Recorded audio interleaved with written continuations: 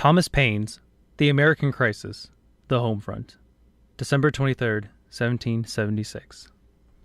These are the times that tried men's souls.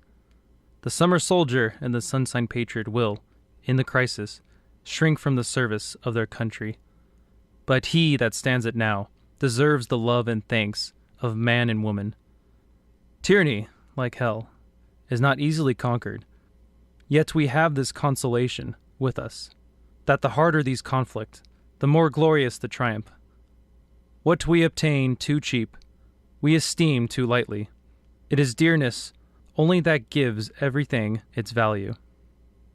Heaven knows how to put a proper price upon its goods, and it would be strange indeed if so celestial an article as freedom should not be highly rated. Britain, with an army to enforce her tyranny, has declared that she has a right not only to tax, but to bind us all in cases whatsoever. And if being bound in that manner is not slavery, then is there not such a thing as slavery upon the earth? Even the expression is impious, for so unlimited a power can belong only to God. Why is it that the enemy have left New England provinces and made these middle ones the seat of war? The answer is easy. New England is not infested with Tories, and we are. I have been tender in raising the cry against these men, and used numberless arguments to show them their danger, but it will not do to sacrifice a world either to their folly or their baseness. The period is now arrived in which either they or we must change our sentiments, or one or both must fall. And what is a Tory? Good God! What is he? I should not be afraid to go with 100 Whigs against 1,000 Tories. Were they to attempt to get into arms, every Tory is a coward, for servile, slavish, self-interested fear is the foundation of Toryism, and a man under such influence, though he may be cruel, never can be brave. But before the line of irrecoverable separation be drawn between us, let us reason the matter together. Your conduct is an invitation to the enemy, yet not one in 1,000 of you has heart enough to join him. Howe is as much deceived by you as the American cause is injured by you. He expects you will take up all arms and flock to his standard with muskets on your shoulders. Your opinions are of no use to him unless you support him personally, for 'tis soldiers, not Tories, he wants. Had America pursued her advantages with half the spirit that she resisted her misfortunes, she would, before now, have been a conquering and peaceful people. But lulled in the lap of soft tranquillity, she rested on her hopes, and adversity only has convulsed her into action, whether subtly or certainty, as the close of the last year induced the enemy to an appearance for peace. As a point not material to known, it is sufficient that we see the efforts it has had on our politics, and that we sternly rise to resent the delusion. The war on the part of America has been a war of natural feelings, brave in distress, serene in conquest, drowsy while at rest, and in every situation generously disposed to peace. A dangerous calm and a most heightened zeal have, as circumstances varied, succeeded each other. Every passion but that of despair has been called to a tour of duty, and so mistaken has been the enemy of our abilities and disposition, that when she supposed us conquered, we rose the conquerors.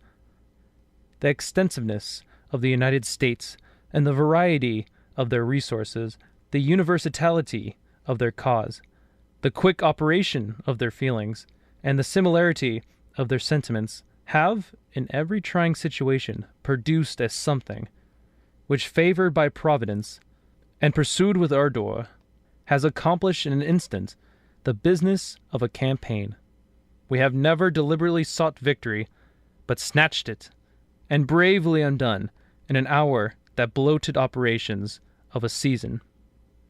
The report fate of Charleston, like the misfortune of 1776, has at last called forth a spirit, a kindled-up flame, which perhaps no other event could have produced.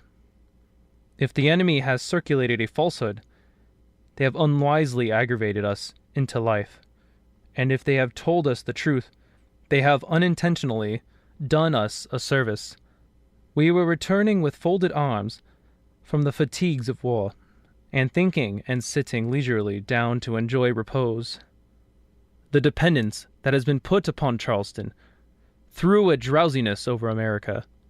We looked on the business done, the conflict over, the matter settled, or that all which remained unfinished would follow itself. In this state of dangerous relaxation, exposed to the poisonous infusions of the enemy, and having no common danger to attract our attention, we were extinguished, by stages, the ardor we began with, and the surrendering by piecemeals the virtues that defended us.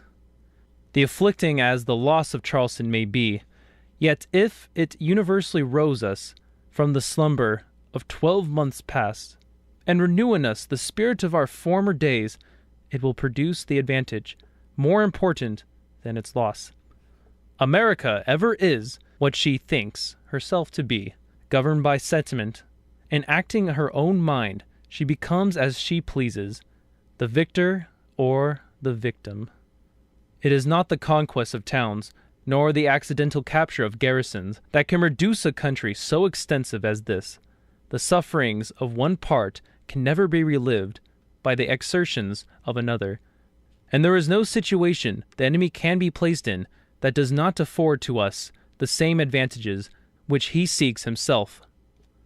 By dividing his force, he leaves every post attackable.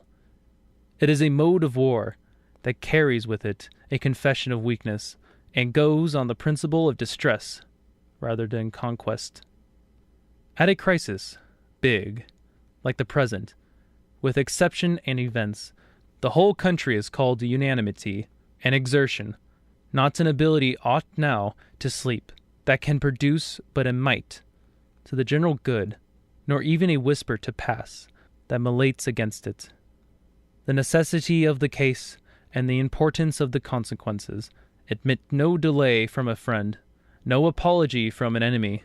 To spare now would be the height of extravagance, and to consult present ease would be to sacrifice it, perhaps forever.